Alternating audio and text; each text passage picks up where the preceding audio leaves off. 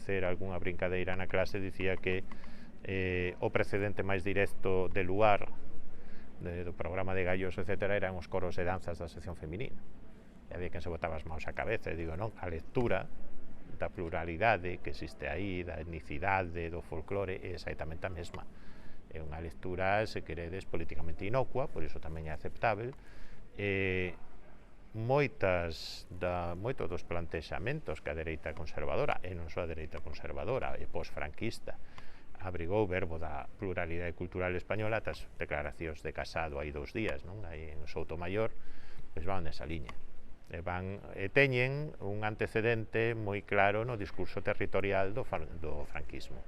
Entón, o que con ese libro, a versión en castelán que será máis ampla, e sairá o ano que ven, tamén se aprofunda un pouco máis, o que quere demostrar é que, digamos, a configuración da España das autonomías e do que son, digamos, a dinámica de concorrencia etnoterritorial que caracteriza de maneira bastante peculiar a España das autonomías, o franquismo non só foi unha parte reactiva, é dicir, non se trata de que iso era unha ola presión que estaba aí e se destapou cando morreu Franco, e que o franquismo tamén aportou elementos, tamén forneceu de maneira proactiva moitos deses discursos e moitas imaxes das que seguimos a beber hoxe en día.